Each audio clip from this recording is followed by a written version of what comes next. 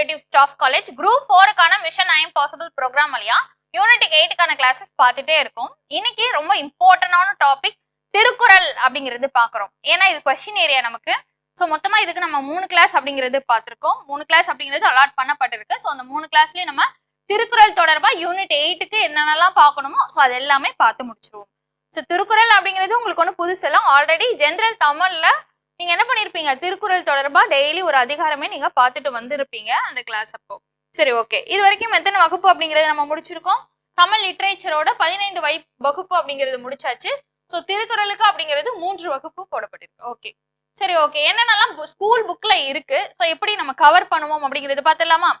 School புக்ல என்னென்ன இருக்கு திருக்குறள் தொடர்பா ஸ்கூல் புக்ல 6th இருந்து 12th தமிழ் புக்ல இருக்கு. ஓகே, அடுத்து வேற எங்க இருக்கு அப்படின்னு சொல்லி பார்த்தோம் அப்படின்னா, வேற எங்க இருக்கு? எத்திக்ஸ்ல இருக்கு. எத்திக்ஸ்ல இருக்கு. அதே மாதிரி எக்கனாமிக்ஸ்ல இருக்கு, பொலிட்டிக்கல் சயின்ஸ்ல இருக்கு. சரிங்களா? Ethics, economy, political science, 6th to 12th Tamil. So இதுல எல்லாம் என்ன இருக்கு அப்படின்னு சொல்லி பார்த்தோம் அப்படின்னா, நமக்கு திருக்குறள் ரிலேட்டடா கண்டென்ட் அப்படிங்கிறது இருக்கு. ஆல்ரெடி 25 அதிகாரம் ஜெனரல் தமிழ்லையும் வந்து நீங்க படிச்சிருப்பீங்க. ஓகே, இப்போ நம்ம இந்த 3 கிளாஸ்ல என்னென்ன பார்ப்போம் அப்படின்னா, இந்த கிளாஸை பொறுத்த வரைக்கும் நம்ம எத்திக்ஸ், எக்கனாமிக்ஸ், பொலிட்டிக்கல் சயின்ஸ், சரிங்களா, ஒரு இந்த ஆஸ்பெக்ட்ல, சரிங்களா, எக்கனாமிக்ஸ் தாட்ல திருவள்ளுவர், பொலிட்டிக்கல் ஆஸ்பெக்ட்ல திருவள்ளுவர், அறம் ரிலேட்டடா திருவள்ளுவர் அப்படிங்கிறது எத்திக்ஸ். ஸோ இந்த ரிலேட்டடா இருக்கிறது இன்னைக்கான வகுப்பு அப்படிங்கிறது பார்த்துருவோம். அடுத்து வர இந்த அப்கமிங் கிளாஸ்ல 6லிருந்து 12ஆம் வகுப்பு வரை ஸ்கூல் புக்ல இருக்க தமிழ் திருக்குறள் நம்ம என்ன பண்ணுவோம் அப்படின்னு சொல்லி பார்த்தோம் அப்படின்னா, டிகோட் பண்ணி படிச்சிருவோம். 6th to 12th அதை வந்து 2 கிளாஸா நம்ம பார்ப்போம். சரிங்களா? ஸோ 2ஆ நம்ம பிரிச்சு பார்ப்போம். அவ்வளவுதான், முடிஞ்சது. ஸோ இதுதான் திருக்குறள் ரிலேட்டடா யூனிட் 8க்கான அவுட்லைன் அப்படிங்கிறது. ஸோ புரிஞ்சிருக்கும்னு நினைக்கிறேன். ஸோ இப்படிதான் நம்ம அப்ரோச் பண்ண போறோம். ஸோ இதுல இருந்து யூனிட் 8ல திருக்குறளுக்கான கேள்வி அப்படிங்கிறது நீங்க அதிகப்படியா எல்லா கொஸ்டினுமே அடிச்சிடலாம். சரிங்களா? ஓகே, இப்போ உங்களுக்கு கான்ஃபிடென்ட் கிடைச்சிருக்கும்னு நினைக்கிறேன். ஸோ அடுத்து நம்ம வகுப்புக்குள்ள போவோம். ஸோ வகுப்புக்குள்ள போறதுக்கு முன்னாடி திருவள்ளுவருடைய முக்கியமான கருத்து ஒண்ணு நம்ம பார்த்துட்டு வகுப்புக்குள்ள போலாம். சரிங்களா? மடி, சோம்பல். சோம்பல் பத்தி சொல்றது நமக்கே உரித்தான அட்வைஸ் என்ன அப்படின்னா, எவன் ஒருவன் தன் குடியை உயர்த்த நினைக்கிறானோ அவர்கள் சோம்பல் அப்படிங்கிறது எண்ணவே கூடாது அப்படிங்கிற வலியுறுத்துற திருக்குறள் தான் இந்த திருக்குறள். மடியை மடியா ஒழுகல், குடியை குடியாக வேண்டுபவர் அப்படிங்கிறாரு. எவன் ஒருத்தன் தன்னோட குடியை உயர்த்தணும். இப்ப நீங்க மடி அப்படிங்கிற இந்த சோம்பலை நீங்க விட்டுட்டீங்க அப்படின்னு சொல்லி பார்த்தோம் அப்படின்னா, உங்களோட குடியே என்ன ஆகும்? உயரும். எப்படி உயரும்?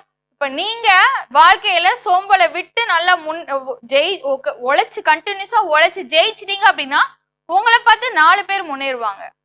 முதல்ல உங்க தெருவுல இருக்கவங்க இன்ஸ்பயர் ஆகி முன்னேறுவான். அடுத்து உங்க ஊர்ல இருக்கவங்க இன்ஸ்பயர் ஆகி முன்னேறுவாங்க. இப்படியே போனா உங்களை பார்த்து ஒரு குடியே முன்னேறணும். எப்போ முன்னேறும்? நீங்க சோம்பலை விட்டுட்டு கண்டினியூஸா எஃபர்ட் போட்டு படிச்சீங்க அப்படின்னா தான். சரிங்களா? அந்த சோம்பல் அப்படிங்கிற ஒன்ன விட்டுட்டு உழைக்க ஆரம்பிச்சு படிச்சா மட்டும்தான் இதெல்லாம் நடக்கும். அப்ப நீங்க எதை விடணும்? மடி, சோம்பல் அப்படிங்கிற ஒன்ன விட்டாதான் நீங்க முன்னேற முடியும். நீங்க முன்னேறி குடிய வந்து உயர்த்த முடியும். சோ இத மனசுல வச்சுக்கிட்டு நம்ம இன்னைக்கான வகுப்புக்குள்ள போலாம். சரிங்களா? பாருங்க, இதுக்கான சோர்ஸ் அப்படிங்கிறப்ப 11th பொலிட்டிக்கல் சயின்ஸ்ல லெசன் நம்பர் 15, 11th எக்கனாமிக்ஸ்ல லெசன் 7, அதே மாதிரி 11th எத்திக்ஸ்லயும் நமக்கு இருக்கு. போறதுக்கு முன்னாடி திருக்குறள் பத்தின பேசிக் இன்ஃபர்மேஷன் ஸோ ஆல்ரெடி தெரிஞ்சதுதான். ஸோ ஜஸ்ட் நம்ம திருக்குறள் பத்தி பேசிக்கா என்னென்ன இன்ஃபர்மேஷன் அப்படிங்கிறத லைட்டா பார்த்துட்டு திருக்குறள் பத்தி நம்ம போவோம். சரிங்களா? பாருங்க, திருக்குறள் அப்படிங்கிறது என்னது? அடையெடுத்த கருவியாகு பெயர். கடையெடுத்த கருவியாகு பெயர். குறள் அப்படிங்கிறது ஈரடி வெண்வாக்கு இருக்க பெயர் தான் குறள் அப்படிங்கிறதும். திரு அப்படிங்கிறது சிறப்பு குழுதான். ஸோ குறள் அப்படிங்கிறது ஈரடி வெண்பா, திரு அப்படிங்கிறது சிறப்பு. ஸோ இப்படி அடையெடுத்த கருவியாகு பெயர் தான் என்ன? திருக்குறள் அப்படிங்கிறது. ஸோ திருக்குறளை இயற்றியவர் திருவள்ளுவர் அப்படின்னு நமக்கு தெரிஞ்சதுதான். ஸோ திருக்குறள் பத்தி சொல்லணும் அப்படின்னா, இது என்ன பண்றாங்க அப்படின்னா, இது பல்வேறு மொழிகள், இதன் சிறப்பு காரணமாக பல்வேறு மொழிகளில் மொழிபெயர்க்கப்பட்டுள்ளது. உலக மக்கள் அனைவரும் ஏற்றுக்கொள்ளும் விதமா கருத்து அப்படிங்கிறது நமக்கு எதுல இருக்கு? திருக்குறள்ல இருக்கு. சோ ஒரு அரசு அது வந்து முடியாட்சி காலத்துல எழுதப்பட்டதுனாலும் இப்போ வரைக்குமே டெமோக்ரஸி தாட்ஸ் அப்படிங்கிறது நம்ம திருக்குறள்ல இருக்கு. ஓகேங்களா? சோ அது எப்பயே எழுதினாலும் இப்போ ஒரு சாதாரண மனுஷன், நீங்க ஒரு ஆஸ்பிரண்டா இருக்கீங்க, உங்களுக்கான கருத்தும் போய் திருக்குறள்ல இருக்கு. எல்லா மனிதருக்கும் பொருந்தும் விதமாக எழுதியிருக்காரு யாரு? திருவள்ளுவர். சோ அதனாலதான் அப்படிப்பட்ட அந்த திருக்குறள் அப்படிங்கிறது உலக பொதுமறையா திகழ்கிறது. விக்டோரியா மகாராணி கண்ணு முழிச்ச உடனே ஃபர்ஸ்ட் படிக்கிறது என்ன? திருக்குறள் அப்படிங்கிறது. சோ இந்த மதம் இந்த நாடு அப்படிலாம் எதுவுமே இல்லை, எல்லாருக்குமே பொது அப்படின்னு உரிமை கொண்டாடுறதுதான் இந்த திருக்குறள் அப்படிங்கிறது. சரிங்களா? இதை வந்து நம்ம பெருமைப்படுத்தும் விதமா ஒரு பழமொழியே இருக்கு. ஆளும் வேலும் பல்லுக்குருதி, நாளும் இரண்டும் சொல்லுக்குருதி. ஆலங்குச்சியா, ஆலமரத்தோட குச்சியோ வேப்ப மரத்து குச்சியோ நீங்க தேய்ச்சிங்க அப்படின்னா உங்க பல் அப்படிங்கிறது உறுதியா இருக்கும். நீங்க சொல்லோட உறுதியை அறிஞ்சுக்கணும் அப்படின்னா நாள் அப்படின்னா நாலடியார். சோ நாலடியாரையும் திருக்குறளையும் படிச்சாலே என்ன பண்ணிடலாம்? இதை தெரிஞ்சுக்கலாம் அப்படின்னு சொல்றதுதான் இந்த பழமொழி. இதன் மூலியமா நம்ம திருக்குறள் பெருமை அப்படிங்கிறது தெரிஞ்சதுதான். அடுத்து பாருங்க, திருக்குறளின் சிறப்பு பெயர்கள். இது ஆல்ரெடி உங்களுக்கு தெரிஞ்சதுதான். முப்பால், தமிழ் வேதம், பொய்யாமொழி, வாயுரை வாழ்த்து, தமிழ் மறை, பொதுமறை, உத்திர வேதம், பொய்யாமொழி. ஸோ இந்த வார்த்தைகள் ரொம்ப முக்கியம். ஸோ ஃபர்ஸ்ட் இதை வந்து என்ன பண்ணுவாங்க அப்படின்னா 4 ஆட் மேன் அவுட் மாதிரி இது பண்ண சொல்லுவாங்க. ஸோ முதல் பகுதியை பாதியா படிச்சுட்டு ஓகே இதுக்கப்புறம் இதுதான் இருக்கணும், உங்க பிரெயின் ப்ராசஸ் பண்ணி போயிடக்கூடாது. ஏன்னா அந்த டைம் ஒரு தடவை இப்படி கொஸ்டின் வந்தது, அந்த டைம்ல நிறைய ஸ்டூடெண்ட்ஸ் இந்த தப்பு பண்ணியிருந்தாங்க. என்னன்னா 4 ஆப்ஷன்ல கொடுத்துட்டு அதாவது பாதி படிக்கிறது ஓகே இதுக்கப்புறம் இதுதான் வரும் அப்படிங்கிற மாதிரி அவங்க ஸ்கிப் பண்ணிட்டு ஓகே இதுவாதான் இருக்கும் அப்படிங்கிற மாதிரி வேற மாதிரி தப்பா ஆன்சர் பண்ணிட்டாங்க. ஸோ அதனால ஒழுங்கா அந்த வார்த்தை அப்படிங்கிறது நமக்கு ஓகே பொய்யாமொழி அப்படிங்கிறதும், முதுமொழி அப்படிங்கிறது, தமிழ் வேதம், பொருளுரை, முப்பால். ஸோ இதெல்லாம் திருக்குறளின் சிறப்பு பெயர்கள். இதே இது திருவள்ளுவரின் வேறு பெயர்கள் அப்படிங்கிறப்ப நாயனா, தேவர், தெய்வ புலவர், பொய்யில் புலவர், சென்னா போதர், பெருநாவலர், முதற்பாவரர், வள்ளுவ நாயனார். சோ இதெல்லாம் திருவள்ளுவரின் வேறு பெயர்கள் அப்படிங்கிறதும். திருக்குறளுக்கு உரை எழுதியவர் யார் அப்படின்னா ஒரு 10 பேர் இருக்காங்க. அதுக்கு ஒரு பழம் பாடலே வந்து நமக்கு இருக்கு. தருமர், மணக்குடவர், தாமதச்சர், தச்சர், பரிதி பரிமேலழகர், திருமலையார், மல்லர், பரிபெருமாள் காளிங்கர், வள்ளுவர் நூற்கு எல்லையுரை செய்தார் இவர் அப்படின்னு இதுல இருந்து சொல்லுவாங்க. முதலில் திருக்குறளை பதிப்பித்து வெளியிடப்பட்ட ஆண்டு அப்படிங்கிறது 1812. சோ இங்க 10 பேர் உரை எழுதியிருந்தாலும் யாருடைய உரை, இந்த பாத்தோல மேல இருக்க பாட்டு தருமர், மணக்குடவர், தாமதச்சர், தச்சர், பரிதி பரிமேலழகர், இந்த 10 பேர் உரை எழுதியிருந்தாலும் யாருடைய உரை மிக சிறந்ததாக கருதப்படுகிறது அப்படின்னு சொல்லி பார்த்தா பரிமேலழகர் உரையே மிக சிறந்ததாக கருதப்படுகிறது. திருக்குறளை உணர்ந்து ஒரு மேல்நாட்டினர் என்ன சொல்றாரு பாருங்க. தமிழ் என்னை ஈர்த்தது, குறளோ என்னை இழுத்தது அப்படின்னு சொல்லியிருப்பாங்க டாக்டர் க்ரௌல் அவர்கள். சரிங்களா? சோ இதுல இருந்தே நமக்கு திருக்குறளுடைய பெருமை அப்படிங்கிறது விளக்கப்படும். பாரதியார் என்ன சொல்லியிருப்பாரு? வள்ளுவன் தன்னை உலகினைக்கே தந்து வான்புகழ் கொண்ட தமிழ்நாடு என்று பாரதியாரும், பாரதிதாசன் என்ன சொல்றாரு? வள்ளுவனை பெற்றதால் பெற்றதே புகழ் வையகமே என்று யார் சொல்கிறார்? பாரதிதாசன். சோ இதெல்லாம் வள்ளுவருடைய பெருமைகள் பறைசாற்றும். இதெல்லாம் ஒரு கபிலர், பரண எல்லாருமே என்ன சொல்லியிருக்காங்க? திருக்குறள் பத்தியும் திருவள்ளுவரை பத்தியும் என்ன சொல்லியிருக்காங்க? நிறைய பேசியிருக்காங்க. இப்போ வந்து திருவள்ளுவருக்கான சிலை அப்படிங்கிறது கன்னியாகுமரியில இருக்கு, 133 அடி. ஸோ அந்த மேடை மட்டுமே கிட்டத்தட்ட 41 அடி அப்படிங்கிறது இருக்கும். 41 அடி 2000ல ஜனவரி 1 அப்ப திறந்திருப்பாங்க. அப்பக்கு இருக்க சிஎம் வந்து இது பண்ணிருப்பாரு. அடுத்து பாருங்க, திருவள்ளுவருடைய நினைவு போற்றும் விதமா அங்க நமக்கு வேலூரில் திருவள்ளுவர் பல்கலைக்கழகம் அப்படிங்கிற ஒன்றும் ஏற்படுத்தியிருக்காங்க. ஸோ திருவள்ளுவர் ஆண்டு உங்களுக்கு என்னன்னு தெரியும், கிமு 31 அப்படிங்கிறது. ஸோ இப்ப இருக்க ஒரு நார்மல் வருஷத்தோட இப்ப 2024ல இருக்கீங்களா? ஸோ 31 கூட்டினீங்க அப்படின்னா திருவள்ளுவர் ஆண்டு அப்படிங்கிறது உங்களுக்கு கிடைச்சிடும். அடுத்து பாருங்க, திருக்குறள் பகுக்கப்பட்ட முறை என்னது உங்களுக்கு தெரியும். அறத்துப்பால், பொருட்பால், இன்பத்துப்பால். அறத்துப்பால் எத்தனை அதிகாரம் அப்படின்னு சொல்லி பார்த்தா 38 அதிகாரம். பொருட்பால் எத்தனை அதிகாரம் அப்படின்னு சொல்லி பார்த்தா 70 அதிகாரம். இன்பத்துப்பாலில் 25 அதிகாரங்கள். சோ மொத்தம் அப்படி கூட்டணும் அப்படின்னா 133 அதிகாரம். சரிங்களா?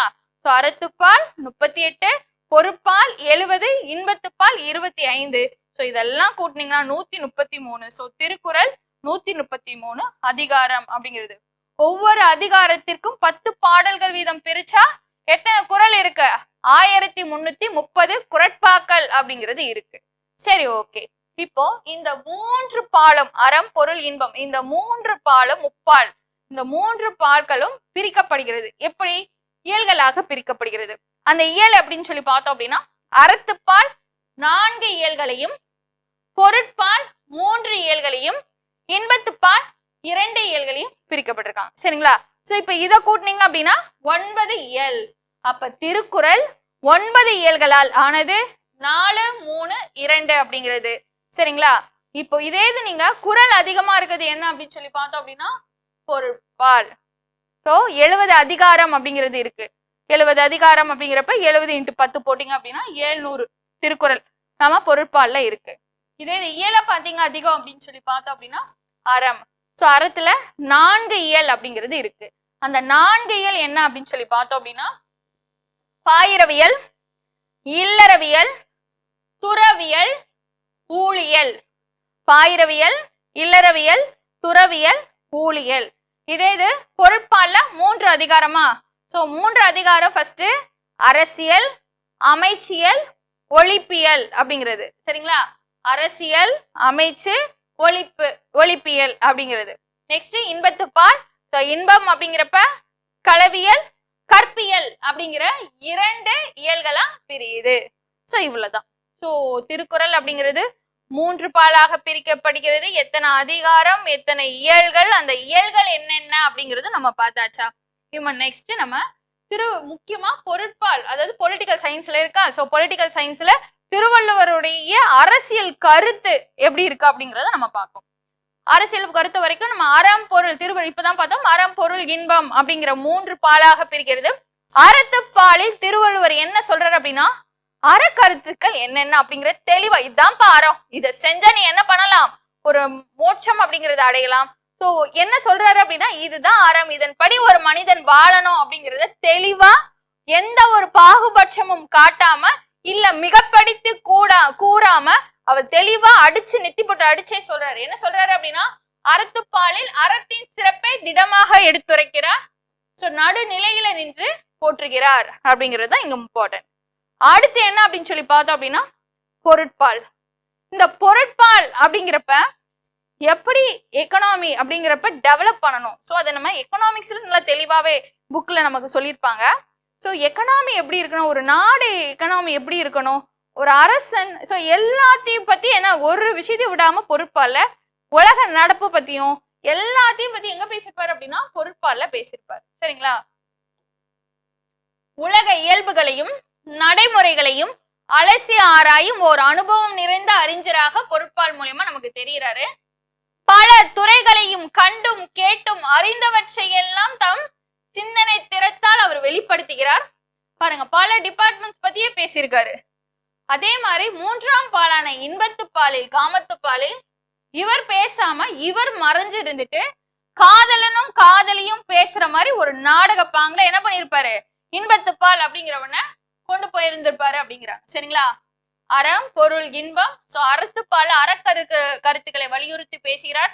பொருட்பால் அப்படிங்கிறப்ப உலக இயல்புகளையும் சோ அதை எப்படி அனுசரிச்சு போகணும் அப்படிங்கிறதையும், அதே மாதிரி பல்வேறு துறைகளுடைய அறிவு அப்படிங்கிறது இதுல இருந்து நமக்கு பொருட்பால் மூலியமா தெரிகிறது அப்படிங்கிறாங்க. சோ இன்பத்துப்பாலை பொறுத்த வரைக்கும் ஒரு காதலனும் காதலியும் பேசுற மாதிரி என்ன பண்ணிருக்காரு, அமைச்சிருக்காரு அப்படிங்கிறது தெரியுது. ஸோ திருவள்ளுவர் அப்ப எழுதின கருத்துக்கள் இப்போ வரைக்குமே நம்மளோட ப்ரெசன்ட் டே, நீங்க ஓகே இப்ப ஆஸ்பிரண்டா இருக்கீங்க, ஏதாவது உங்களுக்கு டிமோட்டிவேட் ஆனாலோ இல்ல ஏதாவது இது இருக்கக்கூடாது, நீ வாழ்க்கையில முன்னேறணும் அப்படின்னா இதெல்லாம் விடணும்னு லிஸ்ட் போட்டுப்ப, இப்ப வரைக்குமே உங்களுக்கு வேணும் அப்படின்னா வாங்க திருக்குறள் எடுங்க படிங்க, முடிஞ்சு போச்சு. அதே மாதிரி ஒரு அமைச்சர் எப்படி இருக்கணுமா அதுக்கான எக்ஸ்பிளனேஷன் அங்க இருக்கு. அரசன் அப்படிங்கிறக்க இப்ப இருக்க பிஎம்ஓ சிஎம்ஓ எடுத்துக்கிட்டீங்க அப்படின்னா ஒரு இப்படி அரசன் அப்படிங்கிறப்ப இப்படிதான் இருக்கணும் அப்படிங்கிற மாதிரியும். சரிங்களா? அப்பயே குடியாட்சி காலத்திலேயே முடியாட்சி காலத்திலே குடியாட்சியை பற்றி செய்தி அப்படிங்கிறது இப்போ டெமோக்ராட்டிக் பீரியடுக்கு பொருந்துற மாதிரி நம்ம திருவள்ளுவர் எழுதியிருக்கிறது எவ்வளவு ஒரு அதிசயமான ஆச்சரியப்படமான விஷயமா இருக்குன்னு பாருங்க. அதை பத்தி தான் நம்ம டிஸ்கஸ் பண்றோம். பொருட்பால். பொருட்பால் அப்படிங்கிறது நம்ம பார்த்தாச்சு. பொருட்பால் அப்படிங்கிறது 70 அதிகாரம் அப்படிங்கிறதும் 700 குறட்பாக்கள் அப்படிங்கிறதும் அதே மாதிரி 3 இயல்களை கொண்டது. அப்படி இருக்கிற பொருட்பால் அந்த 70 பாடல்களை எத்தனை பார்ட்ஸா பிரிக்கிறாங்க அப்படின்னு சொல்லி பார்த்தா இது ரொம்ப இம்பார்ட்டன்ட். 7 பகுதிகள். எத்தனை பகுதிகள் அப்படின்னா 7 பார்ட்ஸ் இன் பொருட்பால். இதை எப்படி நம்ம தெரிஞ்சுக்கிறோம் அப்படின்னா போக்கியார் அப்படிங்கிறவருடைய பாடல் மூலியமா நம்ம தெரிஞ்சுக்கிறோம். அவர் என்ன எழுதுறாருன்னு பாருங்க. அரசியல் 5 அமைச்சியல் ஈரைந்து அப்படிங்கிறதும் அமைச்சியல் ஈரைந்து அப்படிங்கிறதும் உருவவல் 2 உருவவல் அப்படிங்கிறது 2 1 ஒன்கூல் அப்படிங்கிறதும் இருவியல் திண்படை நட்பும் பலனேல் குடி 13 அப்படிங்கிறார். சரிங்களா? என்ன சொல்றாரு? அரசியல் அப்படிங்கிறது 25, பாலிடிக்ஸ் அப்படிங்கிறது 25 அப்படிங்கிறதும் நெக்ஸ்ட் அமைச்சியல் ஈரைந்து அப்படிங்கிறது 2 × 5 10. அமைச்சியல் அப்படிங்கிறது 10, மினிஸ்ட்ரி அப்படிங்கிறப்ப 10 பிரிக்கிறாரு. அடுத்து அரணை பத்தி பாதுகாப்பை பத்தி பேசுறது ஒரு 2. ஓகேங்களா? டிஃபென்ஸ் பத்தி பேசுறது ஒரு 2. வெல்த் பத்தி பேசுறது 1 ஒன்கூல் வெல்த் பத்தி பேசுறது 1. இருவியல் திண்படை அப்படிங்கிறது சரிங்களா? படை என்னது 2. நட்பு 17 அப்படிங்கிறதும் குடி 13. நட்பு 17 குடி 13 அப்படிங்கிறது. Army 2 friendship 17 citizens 13. இதெல்லாம் 7 பகுதியா பிரிச்சு நமக்கு பொருட்பால் அப்படிங்கிறது இருக்கு.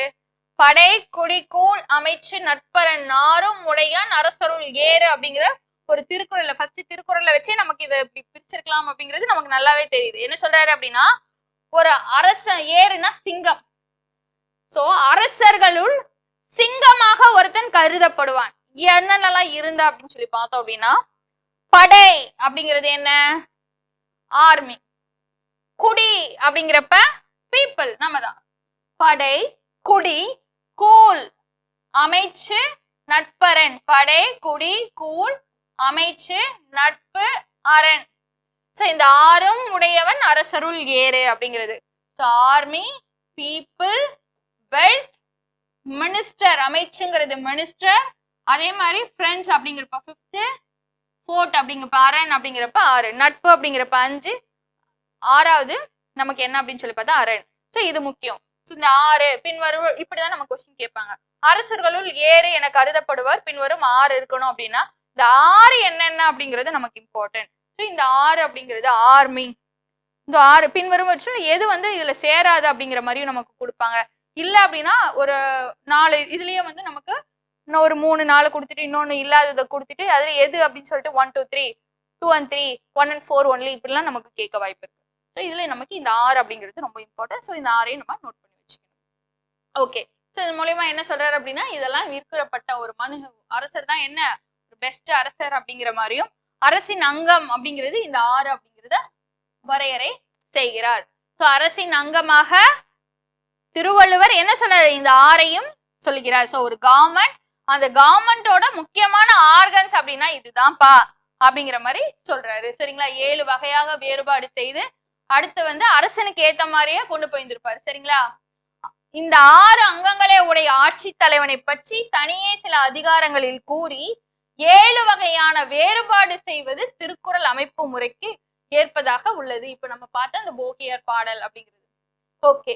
அடுத்து பாருங்க, அரசனோட இயல்பை மட்டும் எத்தனை திருக்குறள் சொல்லுது அப்படின்பா கிட்டத்தட்ட 25 திருக்குறள் அப்படிங்கிறது அரசனோட இயல்பு பத்தி சொல்லுது. அதுவும் இல்லாம அரசனை பத்தி பல்வேறு பெயர், ஃபார் எக்ஸாம்பிள் அரசர், வேந்தர், நிலன், ஆண்டவர், மன்னவர் அப்படின்னு சொல்லிட்டு அரசனை பத்தி பல்வேறு பெயர் அப்படிங்கிறது உச்சரிக்கப்படுது. கிட்டத்தட்ட அப்படின்னு பார்த்தா ஒரு 46 முறை 46 முறை அரசனை என்ன சொல்றாரு, இப்படி பல்வேறு பெயர்கள்ல சொல்றாரு. சோ அரசனோட இயல்பு, ஒரு அரசன் அப்படின்னா இப்படிதான் இருக்கணும் அப்படிங்கறத ஒரு 25 அதிகாரங்களில் கூறியிருக்காரு. எங்க இருந்து ஸ்டார்ட் பண்றாரு அப்படின்னா இறைமாட்சி அப்படிங்கிறதுல இருந்து நமக்கு ஸ்டார்ட் ஆகி, சோ இறைமாட்சி அப்படிங்கிறது 39. சோ 39ல இருந்து ஸ்டார்ட் ஆகி இடுக்கண் அழியாமை அப்படிங்கிறது, இடுக்கண் அழியாமை அப்படிங்கிறது 63. சோ இதுல இருந்து நீங்க 39 அப்படின்னு சொல்லி பார்த்தோம் அப்படின்னா அதுல இருந்து ஒரு 39, 40, 41, 42, 43. சோ அப்ப நெக்ஸ்ட் ஒரு 20. சோ 25 அதிகாரம் மட்டுமே மொத்தம் அரசனுடைய இயல்பு, நேச்சர் ஆஃப் த கிங் இப்படிதான் இருக்கணும் அப்படின்னு அழகா வலியுறுத்தி சொல்றாரு. இறைமாட்சியில இருந்து அதிகாரம் 39ல ஸ்டார்ட் ஆகி அதிகாரம் 63 இடுக்கண் அழியாமை வரைக்கும் நம்மளுடைய திருவள்ளுவர் அரசனை பத்தி இயல்பு பத்தியும் சொல்றாரு. கிட்டத்தட்ட ஒரு 46 முறை என்ன சொல்லியிருப்பாரு அப்படின்னு சொல்லி பார்த்தோம் அப்படின்னா பல்வேறு பெயர்களை சொல்லி அரசனை சொல்லியிருக்கிறத நம்ம பார்க்க வேண்டிய ஒரு முக்கியமான விஷயம். ஐடியாஸ் ஆன் டெமோக்ரஸி, அதாவது வள்ளுவர் இருந்தது மொனார்கி டைம் பீரியட்ல, சரிங்களா, முடியாட்சி டைம் பீரியட்ல இருந்தாரு. ஆனா அவர் சொல்ற அட்வைஸ் அப்படிங்கிறது இப்ப இருக்கிற குடியாட்சிக்கும் சூட்டபிளா இருக்கு. That is beautiful of Thirukkural அப்படிங்கிறதா, சரிங்களா. சோ அவரு அரசனுக்கு சொல்றதாக அமைந்த அறிவுரைகள் எல்லாமே இன்றும் குடியாட்சி முறையில் உள்ள தலைவர்களுக்கும் பொருந்தும் நன்மொழியாக இருக்குது அப்படிங்கிறதா இதோட முக்கியமான ஒரு விஷயம், சரிங்களா. The nature of the state and government in the king's rule அப்படிங்கிறப்ப அது வந்து இப்ப இருக்க ஒரு விஷயத்தையும் நமக்கு ரெப்ரசென்ட் பண்ணுது. It is also applicable and suitable to all over the period as well as every organization of the government அப்படிங்கிறது தான், சரிங்களா. Not only India, it is world லெவல்ல எல்லாருக்குமே இது பொருந்தும் அப்படிங்கிறாங்க. அடுத்து பாருங்க, வெல்ஃபேர் ஸ்டேட் அண்ட் கிங் அப்படிங்கிறது. ஸோ நம்மளுடைய முக்கிய அல்டிமேட் எய்ம் என்ன, வெல்ஃபேர் ஸ்டேட். ஸோ மக்களுடைய நலம் அப்படிங்கிறது தான். ஸோ இந்தியா இருக்கட்டும், எல்லா கண்ட்ரியுமே, சம்திங் கேபிட்டலிஸ்ட் கண்ட்ரியா இருக்கட்டுமே, ஸோ எல்லாமே இருந்தாலும் ஃபைனல் அல்டிமேட் எய்ம் என்ன அப்படின்னா மக்களுடைய நலம். So welfare of the people, அதை எய்ம் பண்ணி கவர்மெண்ட் அப்படிங்கிறது ரன் ஆச்சுன்னா அதுதான் welfare of the state. So ஒரு மன்னன் மக்கள் நல அரசு அப்படிங்கிறது எப்படி இருக்கணும் அப்படிங்கிறது அழகா நமக்கு திருக்குறள்ல சொல்லியிருப்பாரு. So quality of the ruler, அதாவது இறைமாட்சி அப்படிங்கிறதுலயும் நமக்கு முறை சொல்லியிருப்பாரு. பாருங்க இந்த திருக்குறள், முறை செய்து காப்பாற்றும் மன்னவன் மக்களுக்கு இறையென்று வைக்கப்படும். அவருடைய டைம் பீரியட்ல, மொனார்கி டைம் பீரியட்ல அப்பெல்லாம் என்ன பண்ணுவாங்க அப்படின்னா மக்களுக்கு கடவுள் யார் அப்படின்னா அரசர் தான். ஒவ்வொரு நாளும் மக்கள் தூங்கும் போதும் நைட்டு எந்திக்கும் போதும், சார் நைட்டு தூங்க போறதுக்கு முன்னாடி என்ன பண்ணுவாங்க அப்படின்னு சொல்லி பார்த்தோம் அப்படின்னா மன்னரையும் நாட்டையும் அதாவது வாழ்த்திட்டு ப்ரே பண்ணிட்டு என்ன பண்ணுவாங்க, தூங்குவாங்க. அதே மாதிரி காலையில எழுந்த உடனே வேலை அந்த வேலையா தான் இருக்கும், சரிங்களா. நாட்டையும் மன்னனையும் வந்து வேண்டிட்டு அதுக்கப்புறம் தான் அடுத்த வேலையை ஸ்டார்ட் பண்ணுவாங்க. அப்படி இருக்க காலத்திலேயே திருவள்ளுவர் எவ்வளவு போல்டா ஒரு வார்த்தை சொல்றா, நீங்க என்னதான் அரச குடும்பத்துல பிறந்தாலும் உங்களை அரசரா இறைவனாவோ மதிக்க முடியாது. நீங்க என்ன பண்ணணும், முறையா ஆட்சி செய்து காப்பாற்றினால் மட்டுமே உங்களை இறையாக வைக்கப்படும் அப்படின்னு அவ்வளவு போல்டா அரசரை பத்தி பேசியிருக்காரு. பாருங்க, முறை செய்து காப்பாற்றும் மன்னவன் மக்களுக்கு இறையென்று வைக்கப்படும் அப்படிங்கிறாங்க.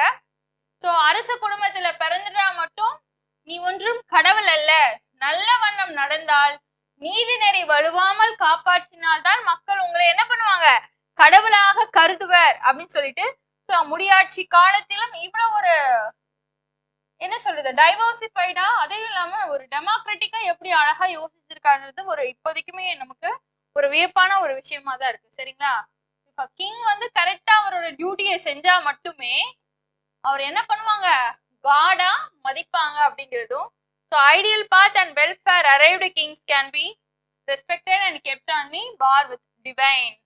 The kind of view is not only applicable to the monarchical period but it is also applicable to the present democratic period. So இதுல இருந்து என்ன சொல்றாங்க அப்படின்னா, so people எப்ப பீப்புளோட மனசை வெல்றாங்களோ அப்பதான் அவங்க பெரிய ஒரு ஸ்டேஜுக்கு போவாங்க அப்படிங்கறது சொல்றாரு. அடுத்து பாருங்க, ஃபியூச்சர் ஆஃப் த ஸ்டேட். அதாவது அரசு அப்படிங்கிறது என்னென்ன சிறப்பியல்புகள் எல்லாம் கொண்டிருக்கணும் அப்படிங்கிறாங்க. பாருங்க, அரண் அழுக்கா தலைமை நீக்கி, மரண் அழுக்கா மானம் உடையதரசு. இது ப்ரீவியஸ் क्वेश्चन. இதுல மானம் அப்படிங்கிறது எதை பத்தி பேசுது, அரசருடைய அதாவது இண்டிவிஜுவலான பர்சனல் லைஃபை பத்தி பேசுதா இல்ல நாட்டோட மானத்தை பத்தி பேசுதா அப்படிங்கிறது தான் ப்ரீவியஸ் क्वेश्चन. சரிங்களா, ஃபர்ஸ்ட் நம்ம திருக்குறளை பார்த்துருவோம், ஸோ அதுக்கப்புறம் பார்க்கலாம். அரண் அழுக்கா, அரண் என்ன அது வலுவாது. அதே மாதிரி அல்லவை தீயதை மெல்லம், அல்லவை நீக்கி மரண் அழுக்கா அப்படிங்கிறது மரம் வலுவாது மானம் காப்பதுதான் அரசு. ஒரு அரசு அப்படிங்கிறது அறம் வலுவாம இருக்கணும், தீயவகளை நீக்கி நடத்தணும், மரம் வலுவாது, மரம் வீரம் வலுவாது, மானம் காப்பது அரசு அப்படிங்கிறாங்க.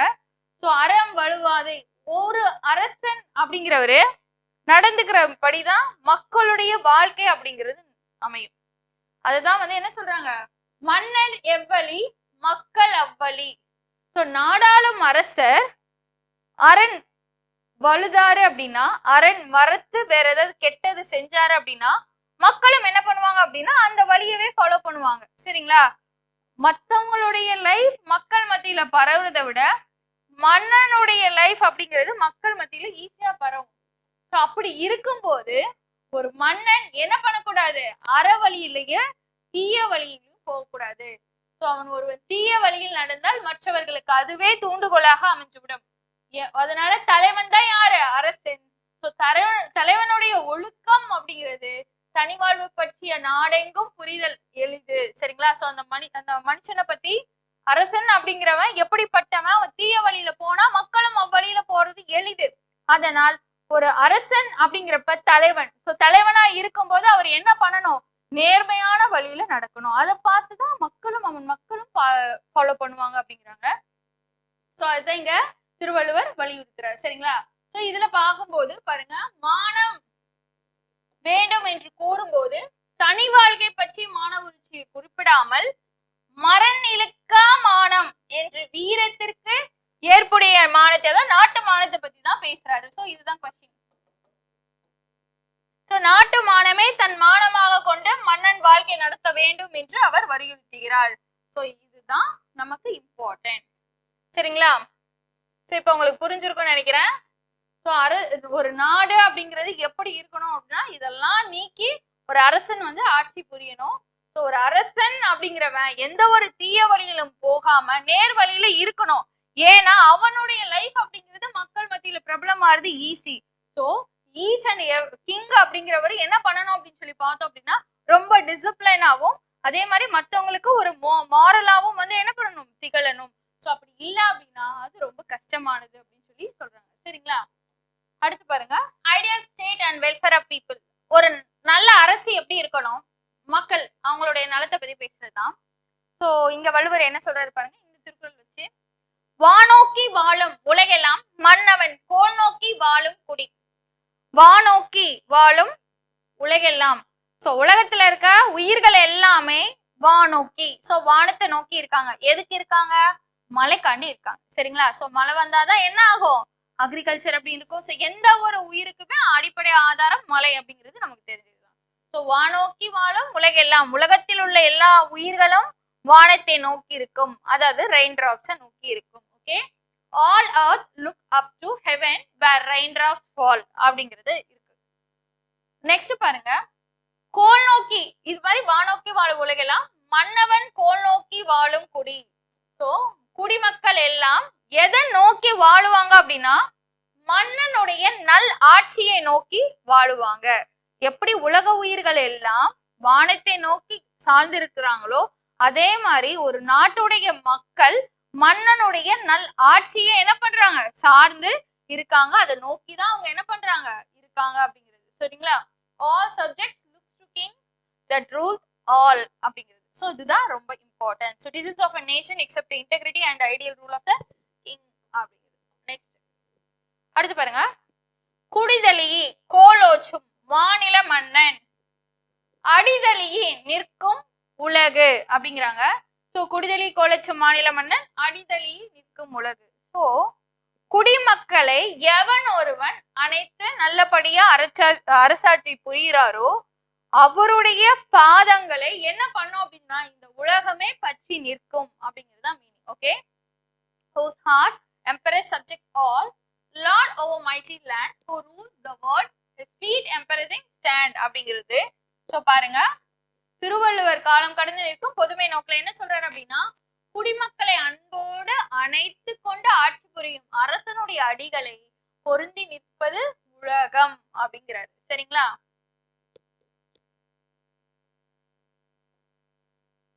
So a king who protects his citizen with love and affection, his feet will be embraced by his subject with love அப்படிங்கிறாங்க.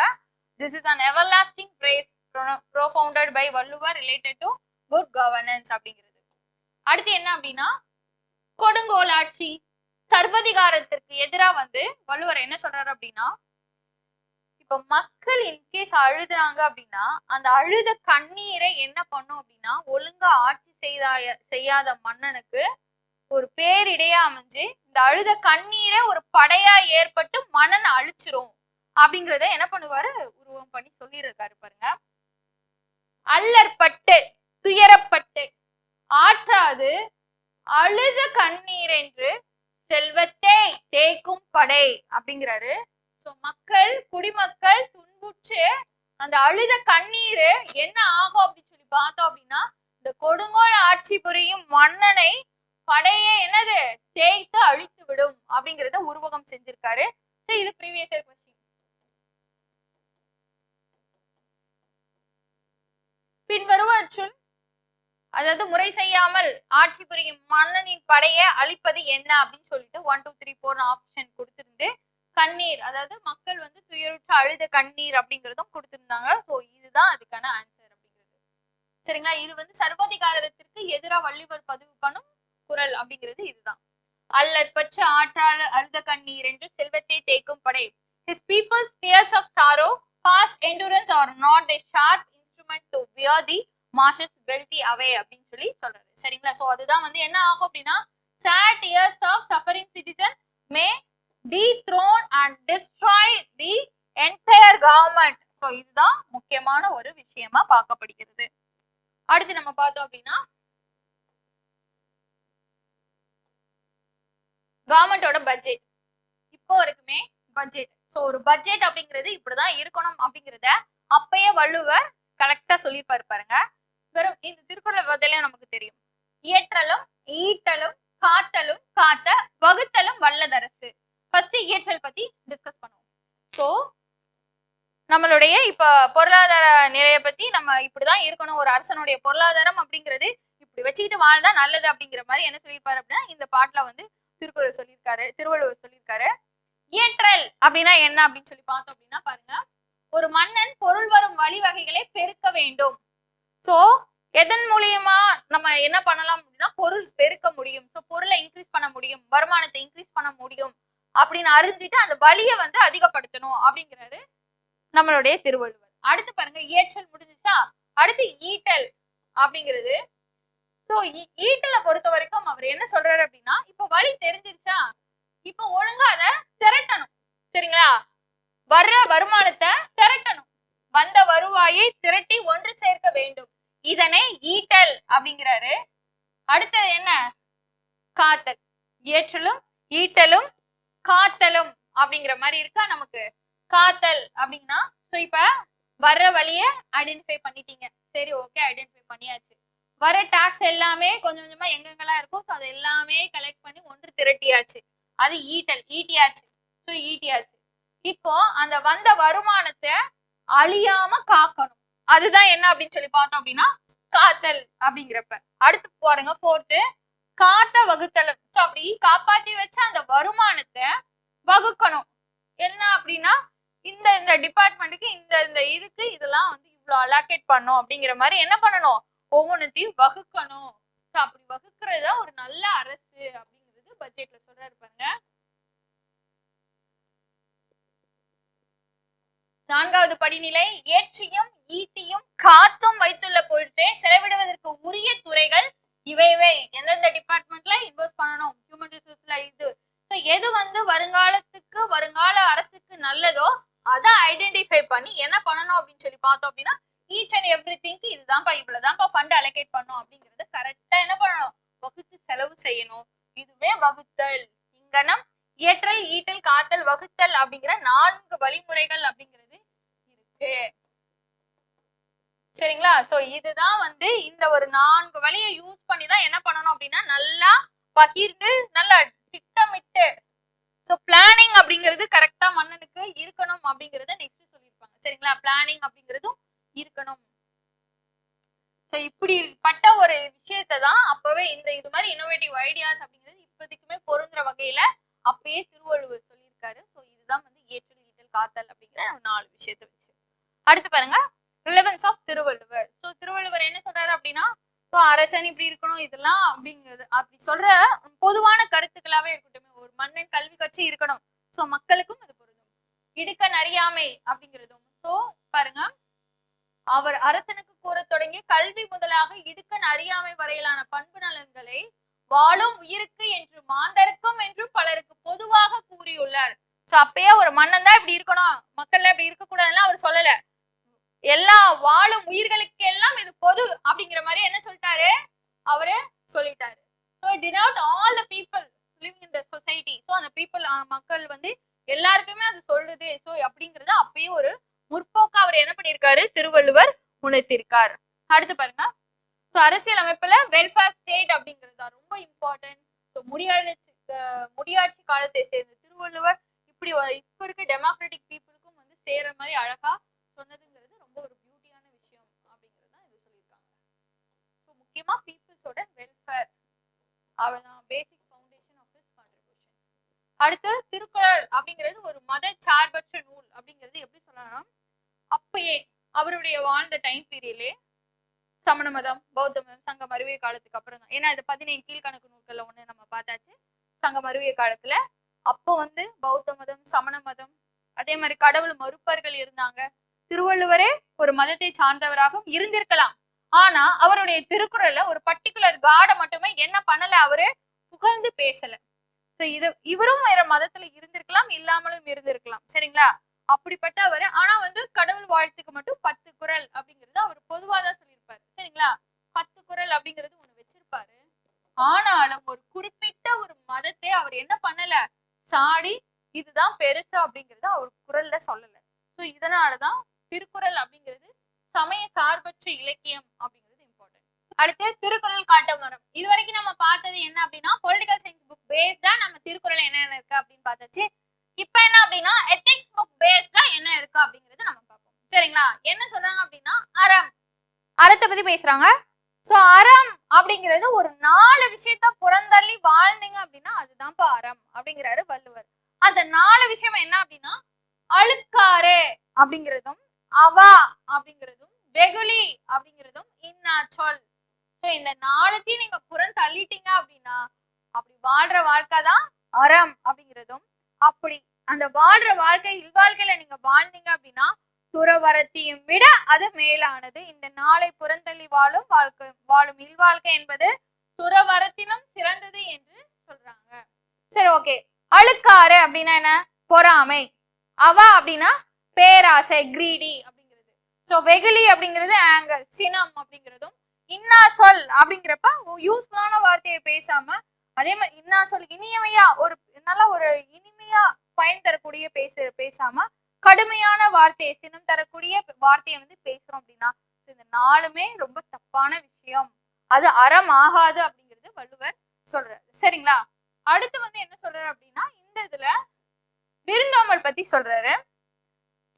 ஆற்றின் ஒழுக்கி அரண் இழுக்கா இல்வாழ்க்கை நோற்பாரின் நோன்மை உடைத்து அப்படிங்கிறது இல்லறத்துக்கு உரிய கடமையில என்னதான் பல விஷயம் இருந்தாலும் அதுல முக்கியமான கடமையா பார்க்கப்படுகிறது என்ன அப்படின்னு சொல்லி பார்த்தோம் அப்படின்னா விருந்தோம்பல் அப்படிங்கிற பண்பு தான் முதன்மையானது அப்படிங்கிறதும் அதே மாதிரி அகன் அமர்ந்து செய்யால் உரையும் முகன் அமர்ந்து நல் விருந்து ஓம்புவான் இல் அப்படிங்கிற திருக்குறள்.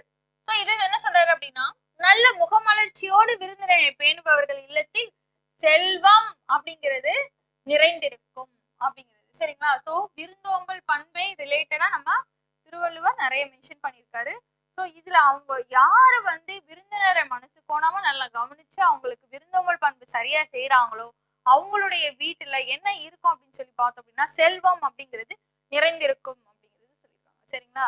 ஸோ இதே மாதிரி நிறைய விருந்தோம்பல் ரிலேட்டடா நீங்க ஸ்கூல் புக்ல தமிழ் புக்லயும் நிறைய படிச்சிருப்பீங்க. சரிங்களா? அதுல ஒரு இது ஒப்புடன் முகமலர்ந்து உபசரித்து உண்மை பேசி பிலா கூலிட்டால் உண்பதே அமிர்தமாகும். இது என்ன பாடல் அப்படிங்கிறதும் இதை எழுதினவங்க யார் அப்படின்னு தெரிஞ்ச கமெண்ட் பண்ணுங்க. அடுத்து சோ ஒரு அறிவு அப்படிங்கிறது என்ன, அறிவுடைமை அப்படிங்கிறது. சோ அறிவு அப்படிங்கிறது சோ இந்த வழியில போனா தப்பு, தீய வழியில் செல்லாமல் மனதை நேர்வழிப்படுத்துதுதான் என்ன அப்படின்னா அறிவு அப்படிங்கிறதும். சோ மத்த உயிர்களுடைய துன்பத்தை பார்த்து தனக்கு நேர்ந்த துன்பமா அதை நீங்க கருதுனீங்க அப்படின்னா அறிவுடைமை அப்படிங்கிறது அதுதான். அதே மாதிரி கல்வியின் பெருமை பத்தி எதெல்லாம் சொல்றாரு அப்படின்னா கல்வி அப்படிங்கிற அதிகாரத்திலையும், கல்லாமே அதனாலையும், கேள்வி அப்படிங்கிற அதிகாரத்திலையும், அறிவுடைமை ஆகிய அதிகாரங்களோட என்ன பண்றாரு, கல்வியோட முக்கியத்துவத்தை வள்ளுவர் நமக்கு புரிய வைக்கிறாரு. அடுத்து பாருங்க, சோ இப்படிப்பட்ட கல்வியை பெறும் ஒருவனுக்கு எல்லா ஊரும் அவனுடைய ஊரே, எல்லா நாடும் அவனுடைய நாடே என்பதை பின்வரும் குறள் மூலம் சொல்றாரு. யாதானும் நாடாமல் ஊராமல் எண்ணொருவன் சாந்துணையும் கல்லாதவாறு. சோ ஒருத்தன் கல்வியில சிறந்து விளங்குனாங்க அப்படின்னா எந்த ஊரும் அவருடைய ஊரே, எந்த நாடும் அவருடைய நாடே. சோ அவரை யாரும் சார்ந்து இருக்க வேண்டிய அவசியம் அப்படிங்கிறது இல்ல அப்படிங்கறது ரெஜிஸ்டர் பண்றாரு. அடுத்து செல்வத்தை பத்தி பேசுறாரு. செல்வம் அப்படிங்கிறது எப்படிப்பட்டது அப்படின்னு சொல்லி பார்த்தோம் அப்படின்னா வாழ்க்கைக்கு ரொம்ப இன்றியமையாதது. பகைவர்களே செருக்கே அளிக்கும் படையே என்ன அப்படின்னா செல்வம் அப்படிங்கிறது தான். அப்படிப்பட்ட செல்வம் அப்படிங்கிறது எந்த வழியில திரட்டணும் அப்படின்னா அறவழியில் மட்டுமே திரட்ட வேண்டும். அதையும் சொல்லியிருப்பாரு. என்ன சொல்லுவாரு, அறவழியில் பொருள் சேர்த்தல் மட்டுமே இன்பத்தை தரும் அப்படிங்கிறதும். பண்புடையவரிடம் சேர்ந்த செல்வம் என்பது எதற்கு ஒப்புமைப்படுத்தி பேசப்படுகிறது அப்படின்னா பாருங்க, பயன்மரம் உள்ளூர் பழுத்தது போலவும் ஊரணியில் நீர் நிறைந்தது போலவும் மருத்துவ பயன் நிறைந்த மரம் பலருக்கு பயன்படுவது போலவும் பயன் தரும். இது ப்ரீவியஸ் क्वेश्चन. பண்புடையவரோட இருக்கிற செல்வம் எதுக்கு ரிலேட்டட் ஈக்குவலா இருக்கு அப்படின்னு சொல்லிட்டு இது ஆப்ஷன்ல கொடுத்துருந்தாங்க. ஸோ எதுக்கு அப்படின்னு சொல்லி பார்த்தோம் அப்படின்னா பயன்தரம் உள்ளூர் பழுத்த பழம் போல இருக்க மரத்தையும் ஊருணி, சோ ஊருக்கு நடுவில் இருக்க ஊருணி அந்த தனியை வந்து யார் வேணாலும் பயன்படுத்திக்கலாம்ல. சோ அது மாதிரி இருக்குது. சோ பண்புடையவர்களுடைய கிட்ட இருக்கிற செல்வம் அப்படிங்கிறது இதற்கெல்லாம் ஒப்புமைப்படுத்தி சொல்றாரு. மருத்துவ பயன் நிறைந்த மரம், சோ மருத்துவ பயன் இருக்க ஒரு மரம் எந்த மரமே தான் எனக்கு இதான் இந்த மெடிசன் அப்படின்னு சொந்தமா அது வச்சுக்கிறது கிடையாது. சரிங்களா? சோ அதெல்லாம் பத்தி ஒப்புமைப்படுத்தி சொல்றாரு. சோ அது போலவே பண்பில்லாத கொடிய மனம் படைத்தவர்கிட்ட செல்வம் இருந்துச்சு அப்படின்னா அதுக்கு எதுக்கு ஈக்குவல் பண்றது அப்படின்னா நல்ல பானானது தான் வைக்கப்பட்ட பாத்திரத்தால் திரிந்து நஞ்சாவது போல மற்றவர்களுக்கு கேடு விளைவிக்கும். சோ நல்ல ஒரு பண்பு இல்லாதவர்கிட்ட அந்த செல்வம், கொடிய மனம் படைத்தவர்கிட்ட அந்த செல்வம் இருந்தது அப்படின்னா அது எதுக்கு ஈக்குவல் அப்படின்னா செல்வம்க்கும் எந்த ஒரு கேரக்டர், அதாவது செல்வம் அப்படிங்கிறதுக்குன்னு தனி ஒரு பண்பு எல்லாம் கிடையாதுப்பா. அது இருக்கிறவங்க இயல்பு பொறுத்துதான் அது வேலையை செய்யும். கெட்டவங்க கிட்ட இருந்துச்சு அப்படின்னா அது எதுக்கு ஈக்குவல் அப்படின்னா பால் நல்ல பாலா தான் இருக்கும், ஆனா பாத்திரம் நல்ல பாத்திரமா இல்லாம இருக்கப்ப என்ன ஆகும் அப்படின்னு சொல்லி பார்த்தோம் அப்படின்னா அது வந்து தன்னோட பாத்திரத்துல இருக்க நஞ்சை ஏத்து என்ன ஆகும், கேடு விளைவிக்கும். சோ அதுபடிதான் இந்த கெட்டவங்க கிட்ட இருக்க செல்வம் அப்படிங்கிறது. சோ இங்க செல்வத்துக்கென்று தனி இயல்பு அப்படிங்கிறது இல்ல. சோ அதனை பெற்றிருக்க இதுதான், அதனை பெற்றிருப்பவரின் இயல்புக்கு ஏற்பதான் செல்வம் அப்படிங்கிறது மாறுபடுமே தவிர்த்து செல்வத்துக்குன்னு ஒரு கேரக்டர்லாம் இல்லை. சோ அது நல்லவங்க கிட்ட இருந்தா, பண்புடையவர்கள் கிட்ட இருந்தா சோ இதன் மாதிரி எல்லாம் பயன்படும். தீயவர்கள் கிட்ட இருந்தா அது நல்ல பாலா இருந்தாலும் நஞ்சை ஏற்றி எப்படி ஏற்படும், ஒரு கேடு விளைவிக்குமோ அதே மாதிரி தீயவர்கள் கிட்ட இருக்க செல்வம் அப்படிங்கிறதும் அப்படிப்பட்ட ஒரு குணத்தை உடையதான் அப்படின்னு சொல்லி சொல்றாரு. சரிங்களா? அதே மாதிரி என்ன சொல்றாரு, நல்லவர்களுடைய வறுமை அப்படிங்கிறது அவங்கள மட்டும்தான் அஃபெக்ட் ஆகும், அது மாதிரி வேற யாரையும் அஃபெக்ட் ஆகாது. இதே இது யார்கிட்ட தீயவர்கள் கிட்ட இருக்க செல்வம் என்னமோ அந்த காசை வச்சுட்டு அவங்க சும்மா இருக்க மாட்டான், மற்றவங்க கெடுதல் நினைக்க ட்ரை பண்ணுவான். சோ மற்றவர்கள் பல மடங்கு தீமைகளை விளைவிக்க கூடியது என்ன அப்படின்னா தீயவரிடம் உடைய செல்வம் அப்படிங்கிறது தான். சரிங்களா? தீயவர்கள் கிட்ட இருக்க செல்வம் அப்படிங்கிறது மற்றவர்களுக்கு பல மடங்கு தீமைகளை விளைவிக்கும். பணங்காசு கெட்டவங்க கிட்ட இருந்தது அப்படின்னா அது கெட்ட வழியில பயன்படுத்துவாங்க, அதனால பல பேர் பாதிப்படைவாங்க. இது தீயவர்கள் கிட்ட செல்வம் இருந்தது அப்படின்னா. நல்லவர்கிட்ட காசே இல்லைனாலும் அதுல அவர் மட்டும்தான் அஃபெக்ட் ஆவார். சரிங்களா? நல்லவர்களின் வறுமை என்பது அவர்களுக்கு மட்டுமே மிகுந்த துன்பத்தை தரும். ஆனால் ஒரு தீயவன் கிட்ட இருந்து செல்வம் இருந்தது அப்படின்னா அந்த செல்வத்தை வச்சு பல பேர்களை துன்பத்துக்கு ஆட்படுத்துவான் அப்படிங்கறதுதான் இதன் மூலியமா சொல்றாரு. செல்வம் தவறான இடத்தில் சேர்வதையும் நல்லவர்கள் அல்லல் படுவதையும் காட்டி வள்ளுவர் இப்படித்தான் இருக்கும் என மன அமைதி அடையல. அதை என்ன சொல்றாரு அப்படின்னா, அப்படி எப்படி சேருதுன்னு ஐடென்டிஃபை பண்ணி அதை அழிக்கணும் அப்படிங்கிறாரு. அவ்விய நெஞ்சத்தான் ஆக்கம்னா செல்வம் செவ்வியான் கேடும் நினைக்கப்படும் என்று கூறி அது முறையாக எண்ணி பார்த்து களையப்பட வேண்டும். அதை எங்கெல்லாம் அப்படி போய் சேருது அப்படிங்கறத ஐடென்டிஃபை பண்ணி களையப்பட வேண்டும் அப்படிங்கிறாரு.